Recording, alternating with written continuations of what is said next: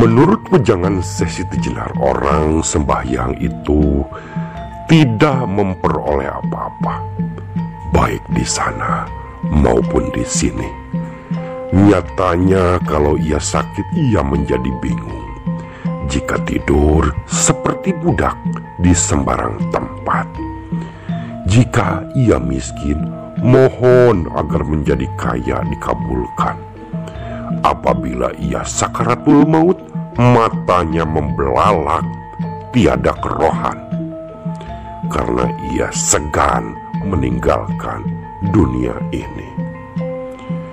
Demikianlah wejangan guru saya yang bijaksana. Umumnya santri dungu hanya berzikir dalam keadaan kosong dari kenyataan yang sesungguhnya, membayangkan apa rupanya Jatullah, kemudian ada rupa, dan inilah yang ia anggap Hyang Widi, atau inilah sesungguhnya Tuhan Jejadian yang dibayangkan. Apakah ini bukan barang sesat? Buktinya, kalau ia memohon menjadi orang kaya tidak diluluskan. Sekalipun demikian, saya disuruh meluhurkan Jatullah yang rupanya ia lihat waktu ia berzikir mengikuti syara sebagai syariat. Jika Jumat ke masjid, berlenggang mengangguk-angguk memuji pangeran yang sunyi senyap, bukan yang di sana, bukan yang di sini. Saya disuruh makbudullah, meluhurkan Tuhan itu, serta akan ditipu diangkat menjadi wali, berkeliling menjual tutur sambil mencari nasi gurih dengan lauknya ayam betina berbulu putih yang dimasak bumbu rujak pada selamatan meluhurkan Rasulullah. Ia makan sangat lahap meskipun latnya seperti orang yang tidak suka makanan. Hal itulah gambaran raja penipu. Bonang, jangan berbuat yang demikian. Ketahuilah, dunia ini alam kematian, sedang akhirat alam kehidupan yang langgeng, tiada mengenal waktu.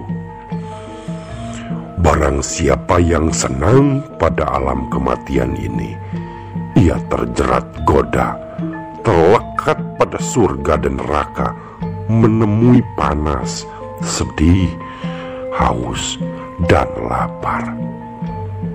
Serat Syekh Siti Jenar, Ki Sastrawijaya, Pupuh 11, Pangkur 9-20.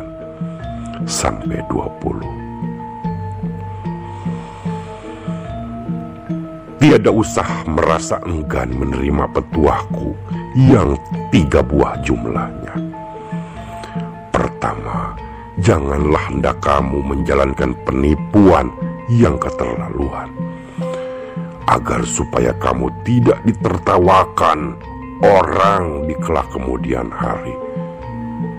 Yang kedua, jangan kamu merusak barang-barang peninggalan purba, misalnya lontar, naskah sastra yang indah-indah, tulisan dan gambar-gambar pada batu candi. Demikian pula kayu dan batu yang merupakan peninggalan kebudayaan zaman dulu, jangan kamu hancur leburkan. Ketahuilah, bagi suku Jawa, sifat-sifat Hindu-Buddha tidak dapat dihapus. Yang ketiga, jika kamu setuju, masjid ini sebaiknya kamu buang saja, musnahkan dengan api. Saya berbelas kasihan kepada keturunanmu, sebab tidak urung mereka menuruti kamu, mabuk doa, tersesat mabuk tobat berangan-angan lam yakunil.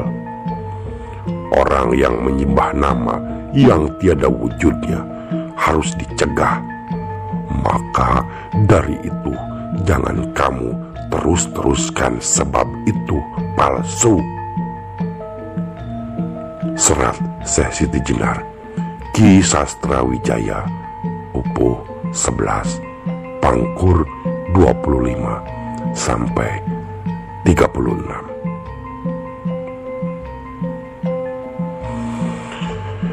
Banyak orang yang gemar dengan kesejatian, tapi karena belum pernah berguru, maka semua itu dipahami dalam konteks dualitas. Yang satu dianggap wujud lain.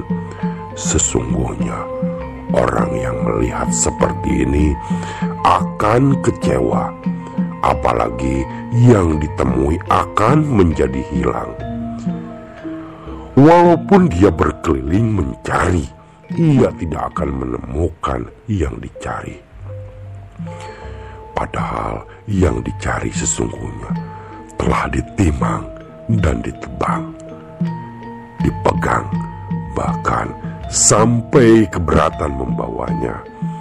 Dan karena belum tahu kesejatian ciptaannya tanpa guru, menyepelekan tulisan dan kesejatian Tuhan.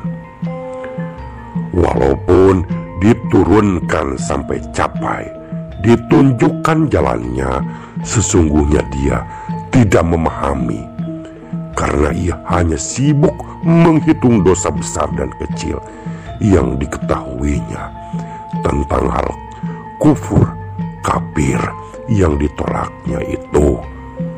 Bukti bahwa ia adalah orang yang masih mentah pengetahuannya. Walaupun tidak pernah lupa sembahyang, puasanya dapat dibangga-banggakan tanpa celah, tapi terjebak menanti yang sudah ditentukan Tuhan. Sembah, puji, dan puasa yang ditekuni membuat orang justru lupa akan sangkaan paran atau asal dan tujuan. Karena itu ia lebih konsentrasi melihat dosa besar, kecil yang dikhawatirkan, dan ajaran kufur kafir yang dijauhi justru membuat bingung sikapnya. Tidak ada dulu dinulu, tidak merasa, tidak menyentuh, tidak saling mendekati, sehingga buta orang itu. Takdir dianggap tidak akan terjadi. Salah-salah menganggap ada dualisme antara Maha Pencipta dan Maha Melihara. Jika aku punya pemikiran yang demikian, lebih baik aku mati saja ketika masih bayi. Tidak terhitung, tidak berpikir. Banyak orang yang merasa menggeluti tata lapal, mengkaji sembahyang, dan berletih-letih berpuasa. Semua itu dianggap akan mampu mengantarkan, padahal salah-salah menjadikan celaka dan bahkan banyak yang menjadi berhala. Pemikiran saya sejak kecil, Islam tidak dengan sembahyang, Islam tidak dengan pakaian, Islam tidak dengan waktu, Islam tidak dengan baju, dan Islam tidak dengan bertapa. Dalam pemikiran saya, yang dimaksud Islam tidak akan menolak atau menerima yang halal atau yang haram. Adapun yang dimaksud orang Islam itu mulia wisesa jati, kemuliaan selamat sempurna sampai tempat tinggalnya. Besok seperti bulu selembar atau tepung segelintir, hangus tak tersisa. Kehidupan di dunia seperti itu keberadaannya.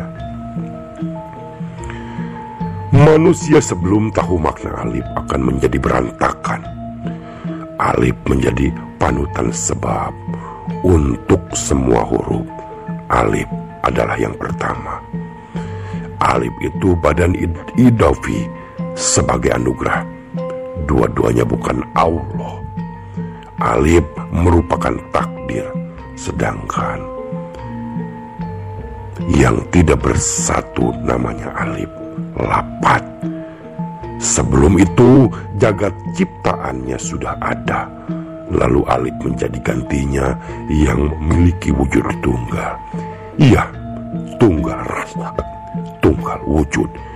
Ketunggalan ini harus dijaga betul, sebab ada yang mengaku tingkahnya alif wujud yang agung. Ia menjadi wujud mutlak yang merupakan kesejatian rasa. Jenisnya ada 5, yaitu alif mata, wajah, niat jati, iman, syariat. Allah itu penjabaran, adalah zat yang maha mulia dan maha suci. Allah itu sebenarnya tidak ada lain, karena kamu itu Allah. Dan Allah semua yang ada ini, lahir batin kamu itu semua tulisan, merupakan ganti dari alif. Allah itu Allah adanya. Alif penjebaran alif, permulaan pada penglihatan. Penglihatan yang benar-benar melihat. Adapun melihat zat itu merupakan cermin ketunggalan sejati menurut kepada kesejatianmu. Cahaya yang keluar kepada otak. Keberadaan kita di dunia ini merupakan cahaya yang terang benderang. Itulah 127 kejadian menjadi penglihatan dan pendengaran. Napas yang tunggal, napas kehidupan yang dinamakan panji.